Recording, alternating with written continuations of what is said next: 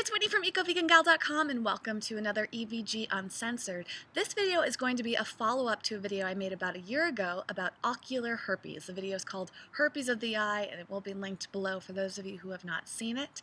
That video brought around a lot of responses from personal people who were like, "You have herpes?" to people that were struggling with ocular herpes themselves or had advice on it, and it's just been a really interesting conversation starter. Herpes is something that people are nervous about, even though apparently 80% of the US population has some strain of herpes. It's still a scary topic for a lot of people. For me, I guess it didn't scare me that much because it was in my eye and I've never had symptoms on other parts of my bodies, except for the occasional wart when I was a little kid on my fingers. But as far as sexually transmitted herpes, it's something that I fortunately haven't had symptoms of. Maybe I have it, maybe I'm part of that 80%, and perhaps the eye is an indicator of that. I don't know, but I wanted to share information with you as a follow-up to that video because it's something that a lot of people are concerned and curious about. So I received a lot of private messages, and for those of you who wrote them, I just want to say thank you for sending them. I love hearing from you, and a lot of you have taught me a lot about ocular herpes and brought up some really good points and questions and all of that. And I've had some good discussions with a new eye doctor, which I'll get to later in this video. So first I want to begin with some of the things that were brought up.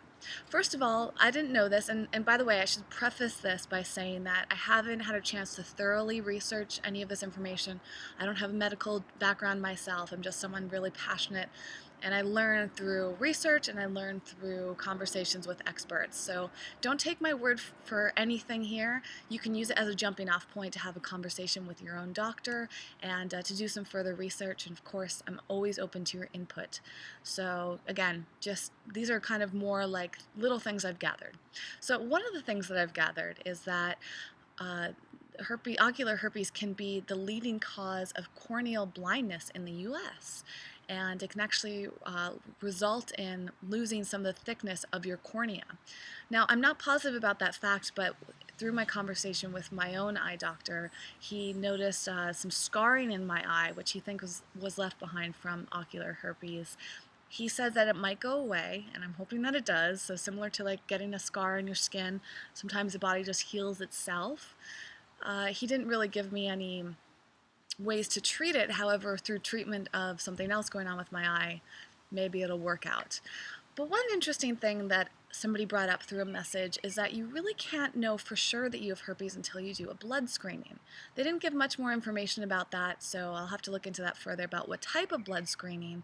I'm not sure if this would mean a STD blood screening, since herpes usually falls into that category, or if you have to get a herpes-specific blood screening.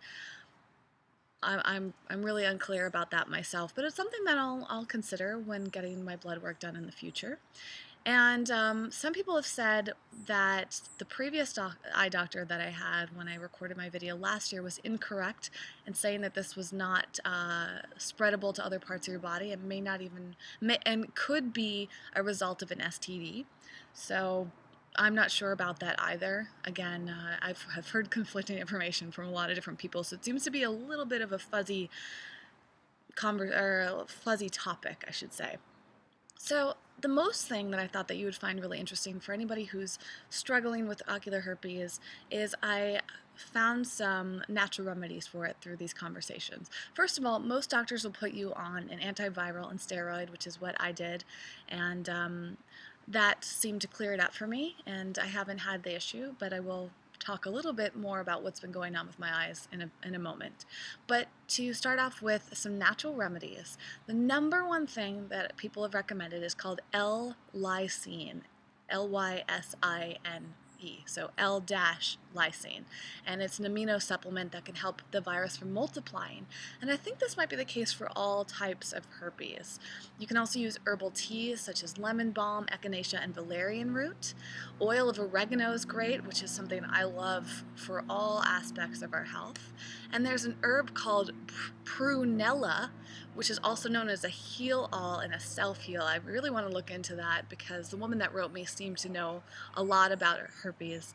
And in order to detox your liver, which can be responsible for a lot of health issues, you can use milk thistle and dandelion. So dandelion greens are phenomenal. You can also do things to take things out of your diet, such as nuts and chocolate. Great, two of my favorite things, and hot energy type of food. So there's various categories, a little fuzzy there, and you can look this up further, but they gave the example of durian being a hot food. I like durian, but I rarely have it. And watermelon, on the other hand, is a cool food. So even though they're both fruits, and they might be cold when you have them, the way that they go into our body can be hot or cold, I guess. So I'm going to look into all of that information, and maybe that will require a third video on ocular herpes. But let me tell you a little bit about my experience. So after I recorded my video, I think that was right after I came back from the doctor, and I took some medications, that unfortunately are prescriptions, and I rarely ever take prescriptions, but I felt it was important for my eye. And I took them for the amount of time, I think it was like a few weeks, went back to the doctor, and he said that it was all set. So about a year went by, actually almost exactly a year from when I first had the symptoms that led me to find out that I might have ocular herpes, is I started getting fuzziness in my left eye here, and my vision just wasn't as clear, and it was very different from my right eye. So strange. So I decided to go to another doctor. I'd moved to a different part of town at this point, and I also kind of wanted a second opinion. So I started researching doctors, eye doctors, and I really wanted to find someone that had a holistic perspective to see if there was anything natural that I can do to solve the issue, and also to follow up, see what somebody else said. Well, he took a look at my eye, and he wasn't fully confident that I have or had ocular herpes, but he did see some scarring in my eye, and he says that's likely left over from whatever it was that I had at the time. The other thing that he noticed was that my eye was actually really, really infected from wearing contacts. So this is a little bit different from the herpes conversation, but you might find this interesting if you're watching because of eye health. Well, I've been wearing contacts since I was about 16, so a really good chunk of my life wearing contacts every single day. I have a pair of glasses, and I wear them on occasion, but I don't really like the way that I look in glasses, and I just hadn't updated my prescription, so they weren't really the best thing for me to wear. I'm also kind of light sensitive. You've ever seen me squinting? So my point there being is that I've been wearing contacts a lot, and I've tried to give my eyes breaks from them, but apparently it wasn't break enough because my eyes were really, really inflamed.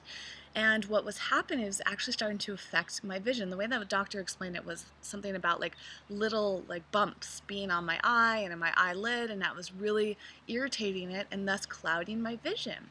So we talked about some options. By the way, phenomenal doctor. I'm going to put the link to his practice down below if you're in Los Angeles or California.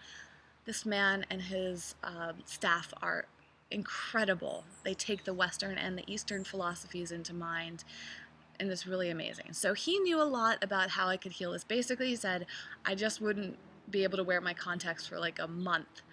That seemed like so much. So the other option, he said, was to go 2 weeks without contacts and take some prescriptions. So I can't remember exactly what they were, but drops into my eyes. So we weighed out the pros and cons, and ultimately decided to go with the prescriptions again, which I wasn't thrilled about, but I really wanted my eyes to heal. 2 weeks went by, followed the prescription exactly as he said, and I went in for checkup.